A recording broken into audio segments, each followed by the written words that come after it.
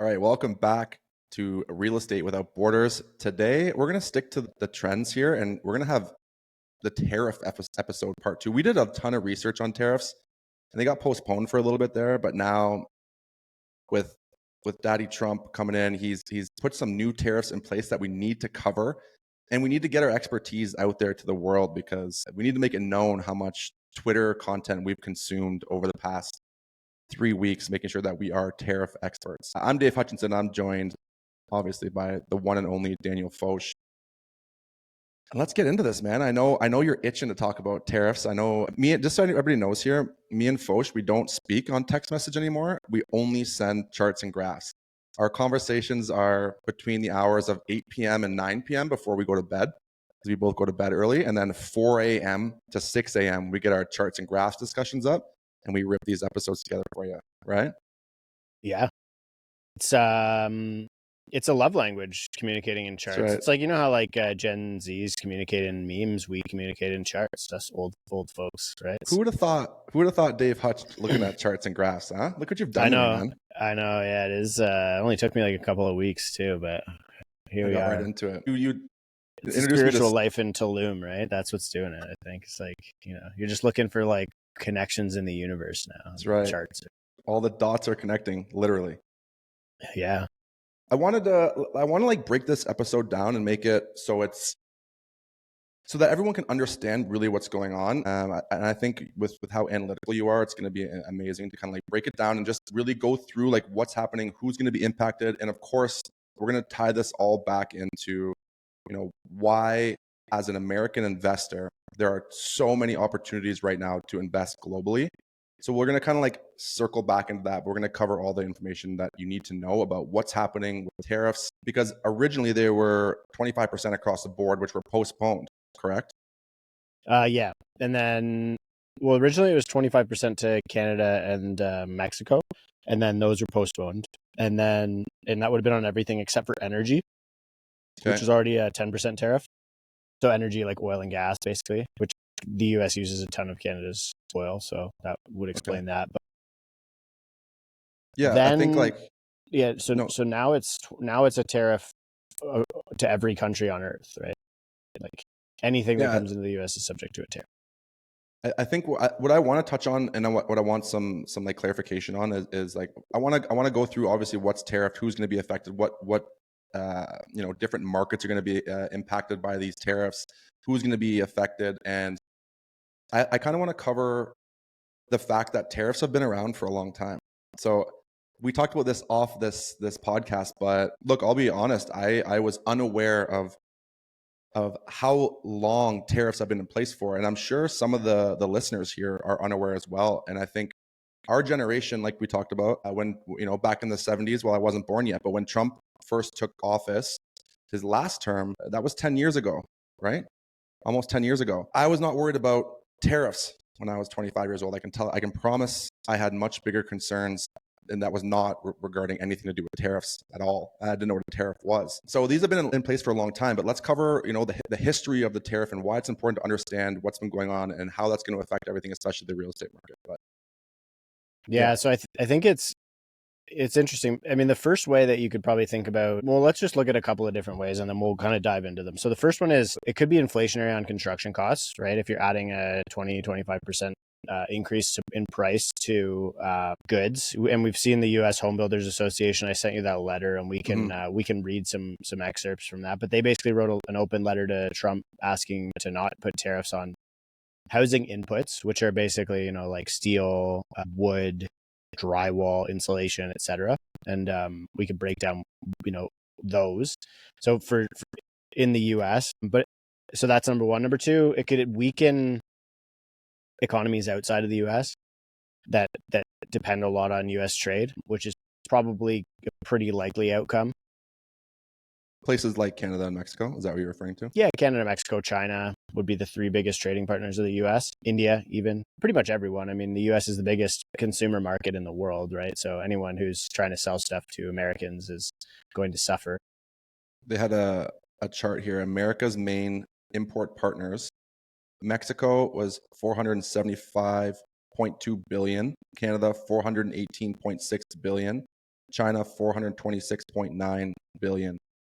Then it breaks down by Germany. Germany is 159.3 billion. Japan 147.2 billion.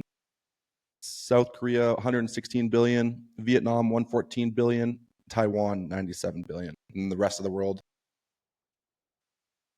billion. Hey, look at this. Didn't even see it there. He snuck a graph in on me there. I wasn't ready. Oh yeah, always. Yeah, send me that one too. I'll share it.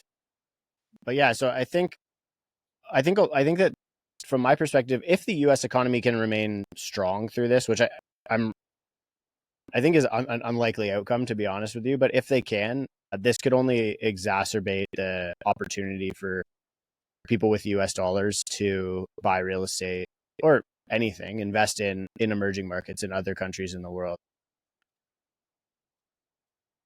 And I think that it's probably more likely that the U.S. suffers as well, and the U.S. goes into recession. And that's kind of why I think that there's the other piece of the opportunity, which is, most of these other economies are heading into recession early.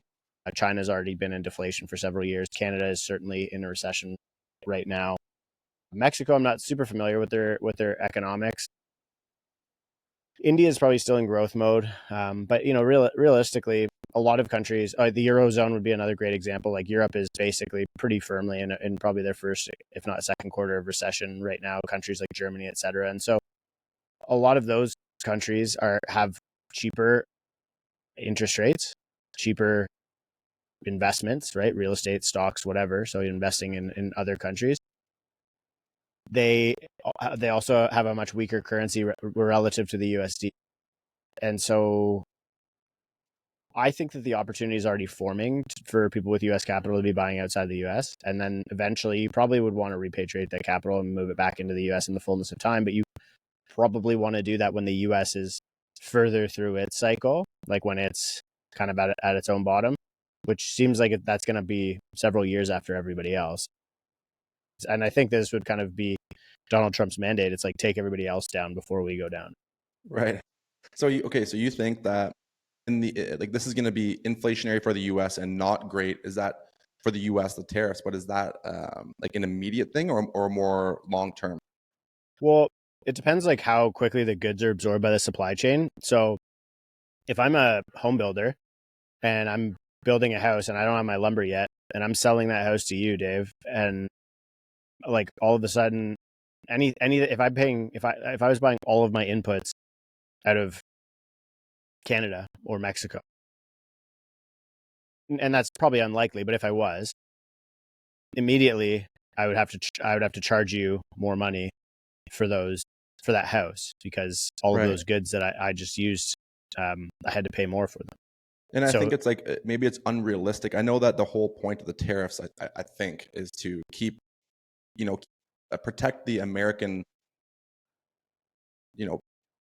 what's the word I'm looking for? To protect the Americans and their, they want to build it in-house. They want to keep everything in America, right? In the US. But it's not going to happen overnight, because it's going to take time they have to build infrastructure in order to actually, produce these type of steel and aluminum. It's not going to happen overnight, right? I found the article here, not to cut you off. The National Association of Home Buyers has warned that tariffs on essential materials like softwood lumber from Canada and gypsum from Mexico could increase construction costs. They've highlighted that these materials make up a large portion of what's needed for new home construction, with estimates suggesting that these tariffs might raise costs between 4% and 6% over the next 12 months, potentially adding another $29,000 to the cost of building a typical home. Hey, look at that. Interesting.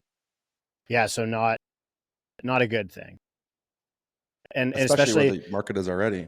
Well, yeah, I mean, housing's exceptionally unaffordable in the US. You already have a huge surplus of homes. Like we have the most homes sitting in inventory, right? Like brand new homes just sitting there. Highest inventory of new homes. I'll find that chart.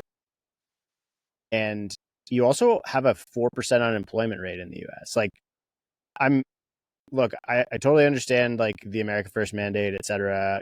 Totally get a lot of the thoughts around what this government in the US is trying to do, but you don't really need jobs. Like I get the idea of like bringing all this stuff back to the US, but it's like do you really want a bunch of blue collar jobs being added to your economy? Like I'm just still having a hard time understanding that one. And you know, I mean, I can tell you, like, with the stuff that's manufactured in Mexico and China, the cost is not like, you're not gonna be able to manufacture that stuff for cheaper in the Right. US. Tell you that much for free. Right. Right. Like, so I think that the long term impact, like we just, you know, the home builders thing, they mentioned 4 to 6% instantly. But I also think that there's a long term effect of onshoring a lot of this stuff. And it's like, yeah, maybe you replace a lot of that with automation and robots and whatever. Sure, you could do a bunch of that, but it's still going to be more expensive to have U.S. labor build stuff than Mexican or Chinese or Indian labor, right? Or anywhere in South America or Central America. So I think it feels like they haven't really carefully thought this one through. From my that's on brand for what's happening. True, right yeah. now. Shoot from the hip, baby. That's right. It's just, let's see what happens. I honestly still believe that the original tariff that they placed before they paused Canada and Mexico was just a full bully tactic, just to see what happened, just to see what he could get. 100%. So, okay, what are you have the charts and graphs about like what industries are going to be the most affected? I know that the auto industry is taking a massive hit on this too, obviously, but there's quite a few industries. I think we got the supply chain management, obviously, resources, obviously, oil, gas, energy.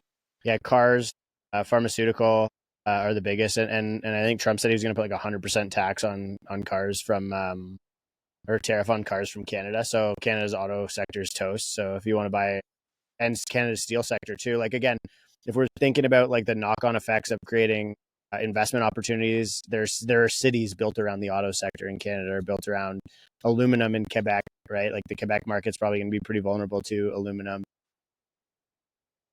The Hamilton, Ontario is literally nicknamed Steel City.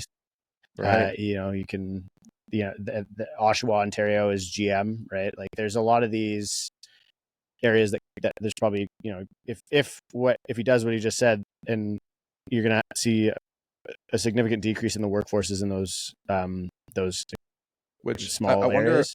I wonder what the turn, like we talked about this on the last episode too, but I think if they are doing this and all these jobs and cities are compromised, in order to keep the real estate or the economy afloat, I have to agree with you on what you said on the last episode of them potentially in Canada lifting the foreign buyer ban, because if we're losing jobs, people can't afford to buy anything, houses are going up in price, they're going to have to do something, right? For sure, yeah, that or like a UBI probably. Like it wouldn't surprise me to see like a UBI or some sort of like. You're gonna have to tell us what the UBI is, my guy. UBI is universal basic income, so basically like where they just give you money for existing, right? Obviously, UBI is universal. What'd you say it was? Basic income. Duh. So it's like, you know, like they've already talked about like COVID level of relief measures. So to me, that's also, I mean, we saw what that did in COVID, right? So that's also pretty inflationary if they just start throwing helicopter money at people again, right? Because they lost their jobs. But then you have the deflationary forces of job losses and, you know, household consumption shrinking, etc.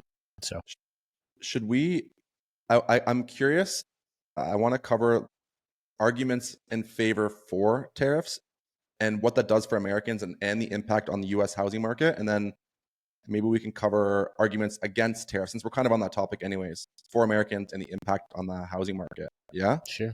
Yeah. Okay, so arguments in favor of tariffs. So for Americans, they're saying job protection and creation. Tariffs can protect domestic industries. That was the word I was looking for, man. Industries, domestic industries. This morning, we don't have Starbucks in Tulum. Well, we do, but I don't think it's real. So we got just a shout out to GoMart. It's actually a gas station in Tulum with a high-tech coffee machine. It is 10 out of 10 coffee. No, I'm not even, oh my God. It's pure gasoline. My hands are dripping with sweat right now. I'm like, I got 16 screens open.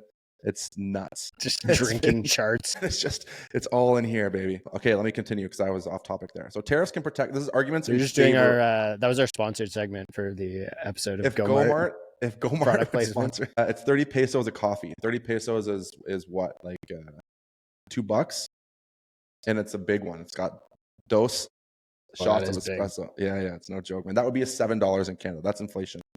Okay, this is another reason why you should buy in Mexico if you're American. Okay, tariffs can protect domestic industries from foreign competition, which can lead to job preservation or creation in manufacturing sectors like steel, aluminum, and automotive. Maybe I'm crazy. I'm not a big economy. I'm no Daniel Foch here, but that doesn't make sense to me. That I mean, it's not like they can just create these jobs overnight, you know?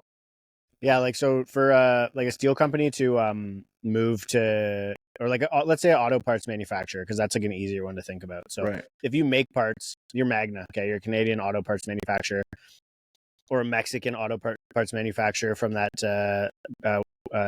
city that you mentioned, the one that you like saying the name of. Was it Guadalajara? Yeah. So, if those places have factories that make just a small auto part, like a mirror or something that you put on a car that's made in the U.S. So they make the auto part, they send it to the U.S. Those lines can be recreated in other countries. I've heard this from people who run these types of companies. If they had the industrial space, they could do it in like 7 weeks. Okay. So it's not a huge switching cost. And so they've probably already started doing it. So that one's a bit easier. Okay. The harder one is like, there's a handful of cars that are made in Canada and Mexico, and we can go through the list. But like the Lexus, let's go through the list, dude.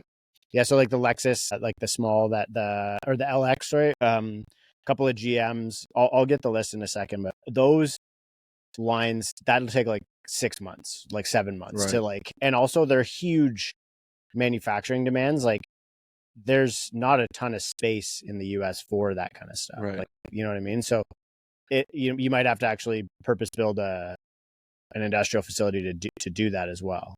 Put condos on top. Well, yeah, I mean, it doesn't really work like that, but I like the innovative development thinking there. It's a classic realtor. Coach. It's like we can get better. Just buy this. You can put an aluminum plant and with just whatever. Zoning, man. Zoning. What is a permit? Okay, it mentions here, it says this is particularly argued for sectors where there's a perceived unfair trade practice from other countries. What's an example? Maybe I'm putting you on the spot here, but what would an example of an unfair trade practice be from other countries? So an actual example would be like China like stealing technology from the US. So like like they basically just take, I'm trying to think of an example, but something that's like copyrighted or patent protected in America. I don't know. I can't think of an example right now. ChatGPT, I don't know, man. Yeah, no, that's not a good example. Like ChatGPT is like whatever, it's open sourced, right? But like, I don't know, like a certain type of like new invention, right? Even drugs, right? Drugs have patents as an example, like some new invention, and basically only the company who owns that patent can manufacture it. And China just kind of throws that out the window and they just make it because they don't give a shit. And then they sell it to America and whoever else, and you can't sue them. And you know what I mean? It's like unfair. That would be considered unfair, right? I think. I don't know. Would you not? You would think so, right? Yeah, dude. Yeah. I mean, you got me. Yeah, you lost me for a second there, but you brought it back home, and you got me at the end. Yeah, I really got tripped up when I couldn't think of an example. That's where I was just, no, it's I put you on the spot. It's not on script. I took it off script there. So, what would be an example of what Donald Trump thinks is an unfair practice is that the U.S. buys more stuff from Canada than Canada buys from the U.S. And so he calls that trade deficit. Like that's just a trade deficit. Like we're allowed to do that. It's not like illegal, right? Like, you can have imbalances. He calls that a subsidy, right? So that would be an example of something that I think is being interpreted as unfair, which is just like a trade imbalance that I would call probably fair. And unfair. I got some stats for you on Grok if you want me to riddle these off for you. Yeah, send it. Let's go. Okay. And I quote, you know what? Okay. Canadian dairy tariffs. Background. Canada maintains a supply management system for dairy, poultry, and eggs, which includes high tariffs on imports to protect domestic producers from foreign competition. The system was largely retained even after NAFTA was enacted, with only small quotas for the U.S. dairy products, tariff-free. Unfair practice. This issue escalated when Canada implemented what the U.S. perceived as a new trade barrier under the guise of complying with the USMCA. Instead of opening up their market more to American dairy, Canada introduced new classifications and quotas for dairy products, which effectively limited the U.S. access to the Canadian market. Class 7 pricing. Canada introduced Class 7 pricing for milk ingredients like skim milk, powder, milk protein concentrate, which significantly reduced the price Canadian processors paid for these products domestically. This made Canadian dairy products cheaper, giving them an advantage in both domestic and export markets, including the US. There you go. There you go. Dude. Good. You guys are welcome. That was now good. You know what unfair. That's why they're tariffing us. I would consider that to be, yeah. I mean, no, that's probably not why, but like, I mean, the why is that I think Donald Trump is sincerely wants Canada to become the first state of the US. For sure. Which would, you know, I mean, I don't know. I don't like, it just feels like one of those things that's not possible, but who knows? Stranger things have happened in our lifetime. It's what a time to be alive. The world like is... How would that actually take place, right? Like, I feel like Alberta would probably leave. I don't know if Quebec would want to join, but Quebec doesn't want to be part of Canada. Yeah. Like, you're more likely to see like Canada just like dissolve than, you know, but I don't think all of them would go. Like, BC is certainly not joining the US. Alberta would probably join. I think all the prairies. Yeah. So you've got like Alberta, Saskatchewan, Manitoba, probably. Ontario might, just because of like dependency, like economic dependency. But I think that there's like enough sufficient liberalism to like probably prevent a referendum from getting by there. Quebec, probably same thing. Yeah. So, okay. So you've got Ontario and Quebec left, and then probably the whole East Coast wouldn't join the US. Maybe they would. I don't know. Like, I think if you like, there was this guy on Fox News, and they were talking about like, oh, what would the actual offer be, right? Like, it's like, you know, to me, like, talk is cheap. Like, if you're gonna do this, Donnie, like, make an offer, right? Like, because then I think you'd see the tides shift a little bit. Yeah. And the guy was saying it was like $9 trillion or something, and so he was like, buy Canada for $9 trillion. I think Donnie just wants to die doing like the biggest real estate deal ever in history. Bought a country. Yeah. For sure. True real estate without borders guy right there. Actually, right. Yeah, he's going after the deals. Yeah, I really get that feeling, man. He's such a deal. I mean, even like you talk about like what he was talking about with like the Gaza Strip. It's like, bro, like, it's, come on, like, read the room. And he's like, oh yeah, let's just develop it. It's like, you don't have to just develop everything.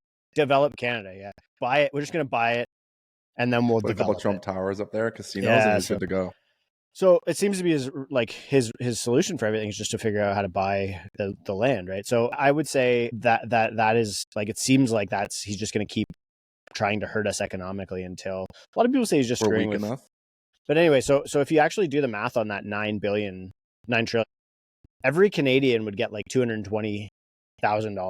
I feel like that would change. I feel like that would probably change the game a little bit. Like, you know what I mean? Exactly. If you told every Canadian that they were going to get $220,000 to join the US, I think it would be like, I think it would actually probably get like 75% in a referendum. Easily. I know 100% of the realtors would say yes to that. What are we getting taxed though? Are we getting taxed 50%? Canadians are so broke, right? So big time. Like, that's a big windfall, man. Is that how it would work? I don't know, but as a thought experiment, it could. Like, that people are talking about it who are smarter than me are talking about it as if it would work that way. And so I'm just assuming it could work that way, you know? Honestly, it kind of sounds like a pretty sweet offer. I'm not going to lie. 200K, and you don't have to do your passport when you fly to Florida or whatever, right? Yeah, so, and you can relocate like, to warmer snowbirds weather. Are drooling over that, man. That's right. That's crazy. Don't have to shovel. Dude, I literally have spent a combined like 8 hours shoveling my driveway in the past 2 days. Okay. Great workout. All right. Like, just love it. Next year, probably gonna hire somebody to plow it. Keep telling myself it's good for me. Delegate. I'm gonna do it. Just like, you got a snow blower or no? I did, but I blew it up 2 days ago. So terrible. What a good time for that. Yeah. And I'm guessing they're sold out at old Home Depot. Haven't made it there. Too much snow, dude. Just been shoveling and recording podcasts. So, but like, that's another thing. Like, a lot, not everyone wants to live in a frozen wasteland, but 12 months of the year. Canadians have proven that by going south, and now, like, so if you made that easier, I do really think that, like, I think it's one of those things, like, you'll see politicians of a lot of either side of the aisle do this. They'll kind of like, they'll throw a crazy idea out there, right? Like, defund the police. It's like, okay. Yeah. But then it's like, but they actually want something that's like a little bit less than that. But you have to start with this like really extreme message to kind of like get to that result. Right. I think that's where that's why he's doing this. So that's the vibe I'm getting, right? I did see a poll of people. It was a poll. Let's see. I think the thing, young people was 45%, wasn't it? That's it, young people. But I think let's see here. January 2025, 15% of Canadian support. I don't believe that. I don't believe this one either. 4 in 10 young Canadians want to join the U.S. Toronto Star article says, I get why. Right now, more than ever, I think most of our generation, the politics was never exciting or interesting for the most part. And I think over the last few years, never impacted us as well, right? Like it never mattered. True. Yeah, you're right. Fair enough. I guess when I was like 20, 25, I could care less. I didn't even know what I was doing. I was trying to figure out. Also, we never saw inflation, right? We never had rights taken away from us, right? Like now all of a sudden you get COVID where you have like significant restrictions on your life and how you can conduct your business, right? We have inflation. We're marginalized out of the housing market. And this is not just a Canada thing. This is the entire Western world. People feel this way in Europe and the US and Canada, everywhere, man. Yeah. So now all of a sudden people are politically aware. Morgan Housel talks about this in his book, The Psychology of Money. Excellent book. Great book. And and he talks about how like, people never cared about inflation. And then all of a sudden one day they did. It's like, boom, instantly, right? Now it's like a key issue. Housing affordability, same thing. Is the poll? Yeah.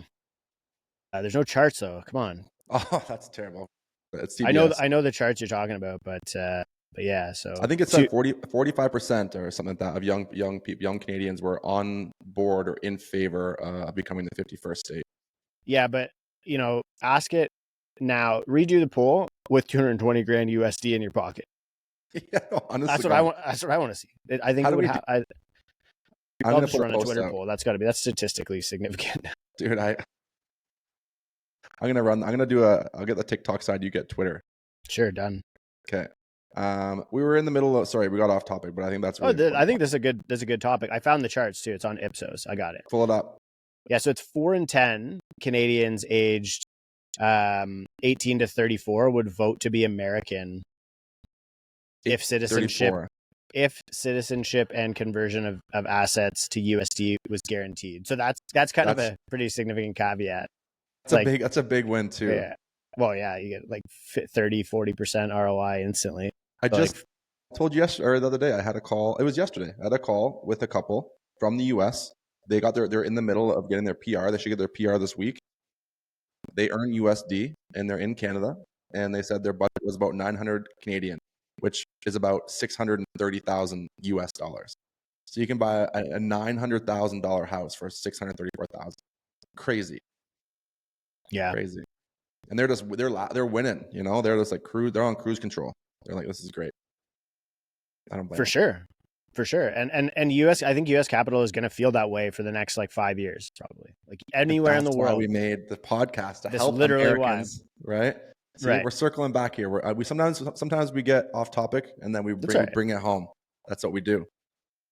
I love it. Allows people to get to know us, like, beyond just our charts. Besides me talking to Grok mid episode.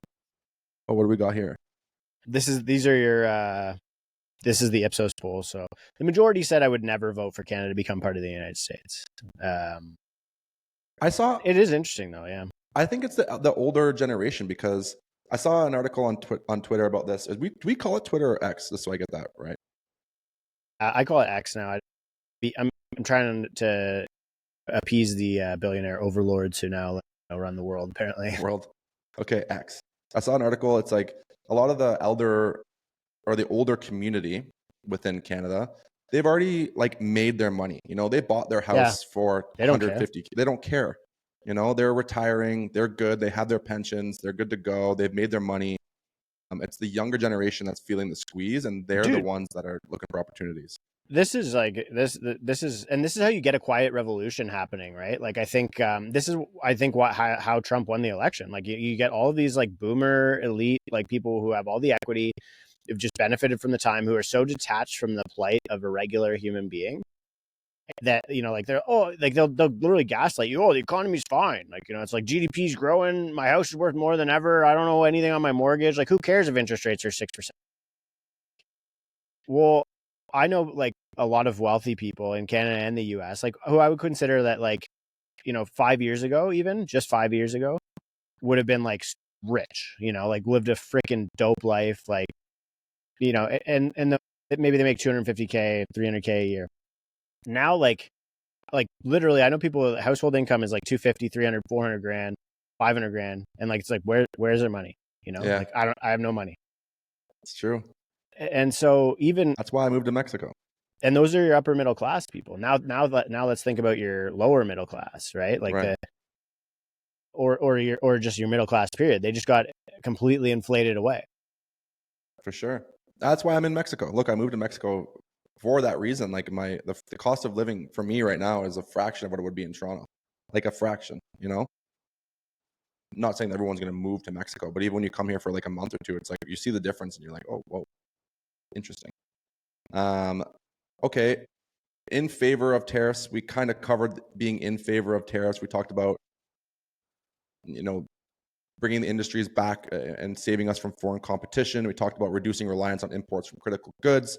Tariffs can enhance national security, yada, yada, yada. Revenue generation, tariffs can increase government revenue, which can be used to fund public service to reduce deficits potentially.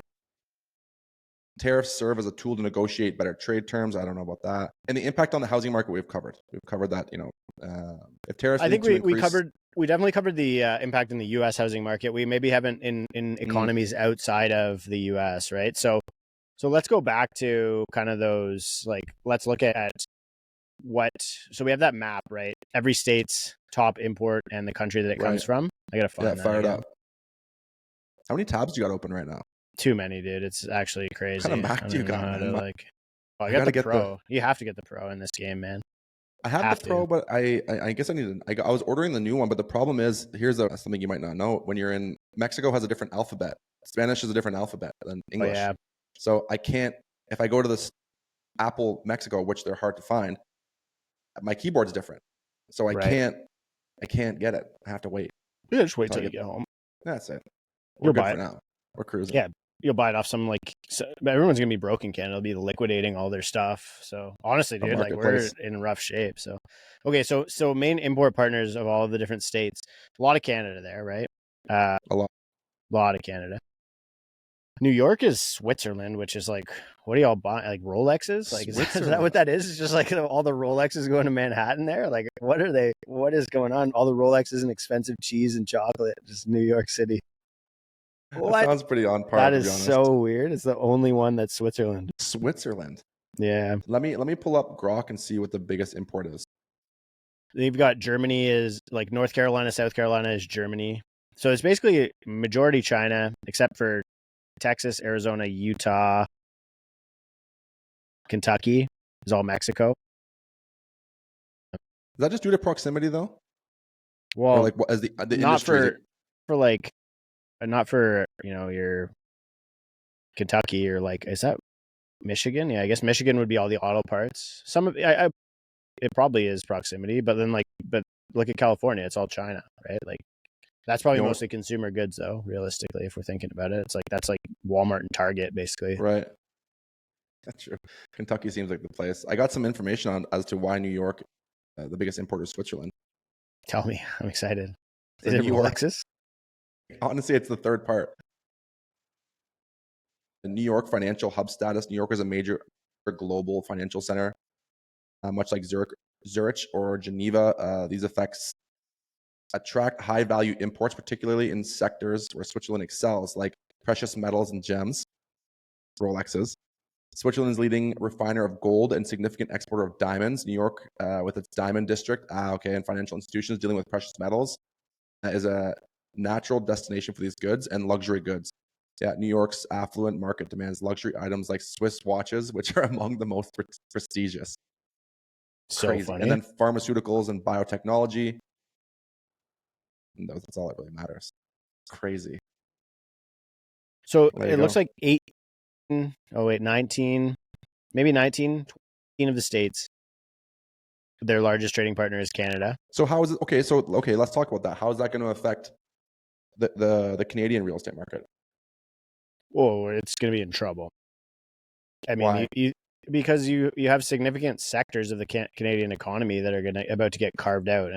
And I mean, you look at What do you mean carved out? Like what sectors are going to get carved out? Like, what do you mean? So like steel and aluminum was round one of the tariffs, right? So I mean, like you The look U.S. at is going to import less steel, aluminum, yeah, which we're from going to lose Canada, jobs, right? Okay. right? Yeah, and then you lose jobs because Canada can only consume so much steel of their own steel and aluminum, so you have to downsize the workforce to or right size the workforce. Now you might still see U.S. Companies just buying from Canada even though the cost went up. Well, you probably will, to be honest. So, Right. but Did you they're say going to buy right less. size? Yeah, right Right. sizing. Is that like the Oh, politically that's like correct? a big. It's like the big office thing right now. Like when office, like with the return to work, like all the offices Yeah. are right sizing their offices. That's a new one for me. I'm going to take that. Yeah, I'm just trying to teach you stuff. That's what this Dude, podcast is all about. It's called Dave Learns Podcast. I was gonna say this is just for me to. You guys are welcome. I'm just asking the questions you guys feel too silly to ask. But it's okay. I love that. No, that's the best, man. That's like, I mean, Nick and I have that on the Canadian Real Estate Investor podcast as well, right? Like he just like something. It's like you remember like those Lemony Snicket books when like they say like a big word and then they define it. You just need that every now and then. That's it. That's what I'm here for. Okay, right sizing. So it's gonna have to right size the steel and aluminum industry. Got it. Yeah, which would mean that your jobs will, So how is that going to affect the real estate market in particular? well, when people don't have jobs, they can't pay their mortgages, and so typically they'll sell their houses, which means that you probably will see a lot more distressed supply over the next 12 months, 24 months than you would have without those things. Yeah. So I'm going to have a busy year upcoming then. Well, yeah, you might have a lot of listings. Who knows whether or not how many of them are going to transact, right? I don't know. Right. I mean, it seems like the market's kind of moving some supply, like stuff's getting absorbed, but yeah, I don't like. Look, the reason Canada's real estate market, like if you compare Canada's real estate market to the US, just as an example, or many in the Western world, the countries that have already seen like a huge blow off in price, they're recovering, right? Because when prices drop, like one of the easiest ways to make housing affordable again is for prices to go down. And so in Canada, that happened. In the US, it hasn't really happened. It came down a little bit kind of from the COVID peak. So nobody's buying houses in the US because they're expensive. In Canada, people are buying houses again because they can afford to, because rates are down and prices are down. And that's how your real estate market recovers. As buyers start to re-enter because they want to and can afford to buy houses, then they will. What would stop that is they don't feel like they have job security, right? Maybe they lose their job and they're like, oh shit, I guess I'm not buying a house. Maybe rent or downsize my household expenses or whatever. I'm trying to look up. I think another thing too is our first-time home buyers are significantly more involved in the real estate market in Canada. Yeah, I think I put a tweet out on that, right? Like so in Canada, so in the US right now, 27. We went through this on the show. 27% of the market in the US is first-time home buyers right now. It's like the lowest it's been in decades. In Canada, 50% of the market is first-time home buyers. And it's not hard to imagine first-time home buyers dominating the market because like people who already own a home don't need to buy a home, right? So like first-time home buyers should be the biggest part of the market. But in the US, they're not because they have the lowest ability to afford houses. And this is why you're actually seeing like, you sent me that article, the Florida one, right? Florida banning the corporate ownership. You're welcome for that. It's crazy because I consider Florida like pretty conservative, but like this is one of the things that like your right and left seem to agree on is they don't want corporations owning homes. Right. I think I did an Instagram thing about this, or maybe it was a TikTok, to be honest. I don't remember, but I think first-time home. Yeah, if you're dancing, it was TikTok. I was dancing and pointing. I think the first-time home buyers are less affected by like the economics and all these charts and graphs because they need a place to live, and it's like a lot of the people, like I think I know some of our listeners are from Canada, but for the listeners that are in the US, Canada, like where people want to live for the most part within Canada, there's less cool places to live in Canada than there are in the US. So in Canada, if you're a successful younger person, I think you have like 3 options: Vancouver, Toronto, Montreal, maybe Calgary now because Calgary is kind of booming, but you only really have like limited space to live. So if you're employed in Toronto, live in Toronto, and you're able to buy in Toronto, first-time home buyers are like, okay, well, interest rates have settled a little bit. Prices are still relatively down. So it's like not that bad of a time to get into the market if you're a first-time home buyer with the intention to hold, and especially if you're an American and you have US dollars. we're selling condos now for under $1,000 a square foot, $1,000 per square foot. You know, in 2022, you're seeing in the resale world, 1,400 per square foot for these sales, and then the pre-con world, 1,800 per square foot in some you know, cases. So it's like the first-time home buyers are now like seeing the interest rates hover around a reasonable spot number, allowing you to have more money in your account, more buying power essentially, and the prices are still down. So it's like for first-time home buyers and upsizers, right? I talked about this too last time. But yeah. I think you see a lot of activity from upsizers because they're buying and selling in the same market, right? Like, right. When people talk about like timing the market in quotes, it really only matters if you're entering the market or exiting the market, right? Because then you care about timing because you're going into cash or out of cash. And so you care about the positioning of cash relative to the real estate asset. But if you're a downsizer or an upsizer or whatever, then you're buying in the same market that you're selling in. And so if the market's high, you capitalize on the high sale price and the low, but you have to pay the high purchase price. Whereas if the market's low, you capitalize on the low purchase price, but you have to accept the low sale price, right? You can't really time the market to do both, right? People tried that in, you know, at the peaks of the market and got absolutely smoked in Canada and the US, right? So for sure. But this is why we made the podcast, you know, like to the real estate market and like, you know, you were just talking about in the economy in Canada maybe isn't going to do so well over the next little bit. If you're a US buyer, oh man. Oh look, okay, here we go. 24%, I got it wrong. It's literally the lowest number of first-time home buyers in the US ever. It's because they can't. On record. The prices are high and interest rates. Yeah, exactly. Interesting. Crazy. Did you want to cover like history of the tariffs? Because we could. I feel like we covered that pretty well though. Once when we were doing like when we were talking about, because like the Great Depression. I mean, maybe examining its role in the Great Depression would be decent. Yeah, that's on you, buddy. I don't even know when the Great Depression was. The 1900s, I'm assuming. In 1929, I think, was Black Tuesday. As far as I got back here in my notes, is 1970s. Sorry, buddy. Man, it's eerie though. Like the setup to the Great Depression was like so similar to right now. Like other than maybe the war, but even then, we have like sufficient war going on around the world right now, just less directly involved. But the U.S. is economically involved in a lot of those wars because they sell all of like the jets and, you know, munitions and whatever. A bunch of war. Go ahead. I think it's just important for the listeners to understand that. The reason I brought this up is because I think I wanted the listeners that maybe are from my following or my followers, not Foch's followers.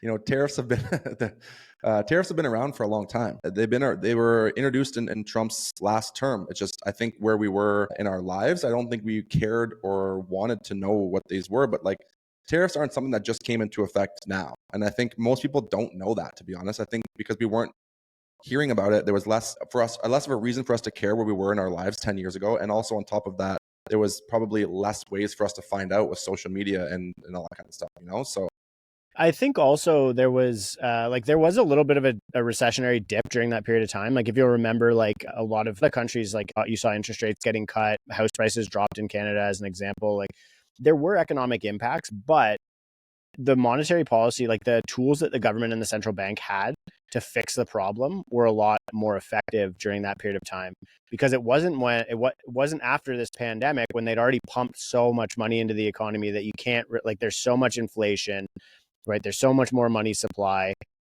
You've had all these kids stuck at home, basically just YOLOing on meme stocks and shit coins all the time, right? I mean, so like the pandemic really broke the ability for the leadership to play a role in certain things. Like, you know, right now you're fighting like all of these like self-proclaimed degen investors every time you try and drop the stock market, or you know what I mean, or try and make cryptocurrency less speculative or whatever. Like you're literally fighting people who think it's a joke to like, you know, like YOLO hundreds of thousands of dollars into, you know, 0 days to expiry options.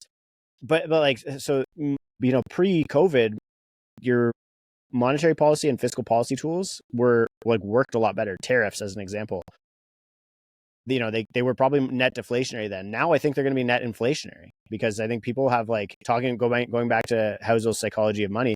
People are like I don't think they don't trust the financial system anymore. Like people don't really care. There's like so little accountability. Like the social contract of money is broken, I think. For sure. Right. I agree. 100%. And that's why I like hard assets, man. Houses are always still going to be houses, right? Not like shit Right. coins, or we can't. And like I'm bearish as the next guy, but you know you can't live in a shit coin, right? Right. I tried. No, I agree. I tried. Didn't work out. Yeah, no, can't live in a Berkshire Hathaway stock, right? You I tried to also buy the Melania coin after Trump's went.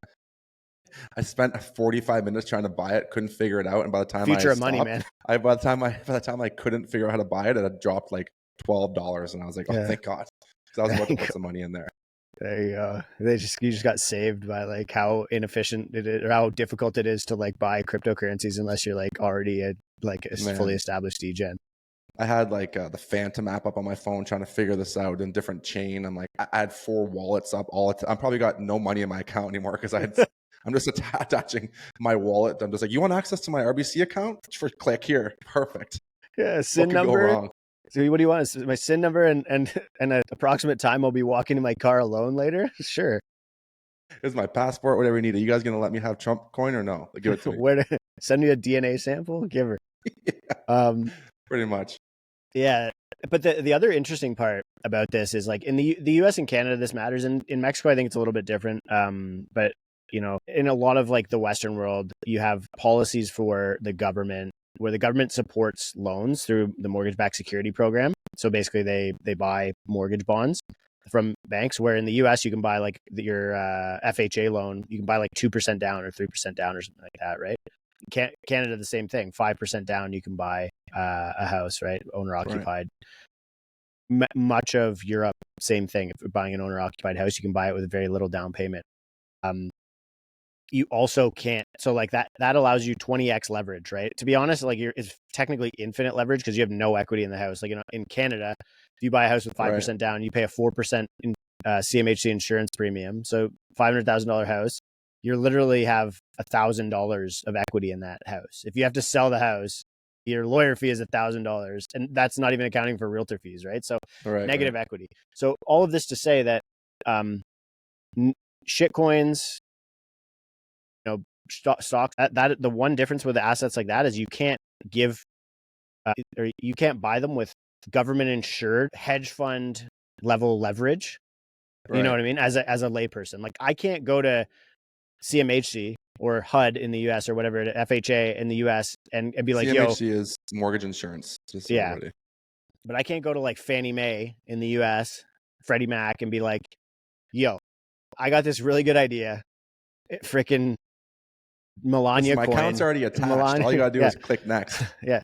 Melania coin. All right. I got $5,000 here. Okay.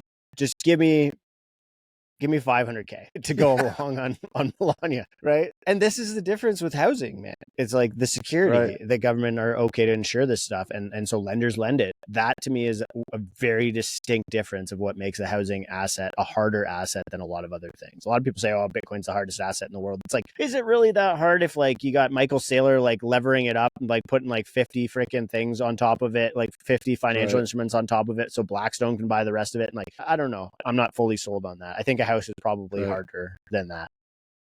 I agree. And that's why we made the podcast, to circle home, to bring it home. Yeah. To help buy Americans. Houses in other places.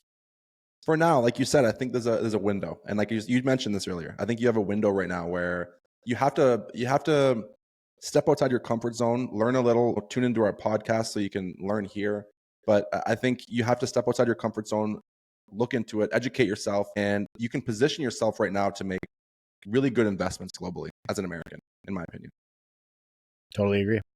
What do you think, buddy? So if you want to do that, give us a shout. Yeah, let's call it. If you want to do that, give us a shout. We'd love to help you find a deal somewhere around the world where we're legally allowed to sell it to you. And as always, like, comment, subscribe, send this to your mom, send it to your therapist, send it to your local politician who is going to help you fight in the battle against tariffs. And we'll see you next week or whenever we get around to releasing an episode again.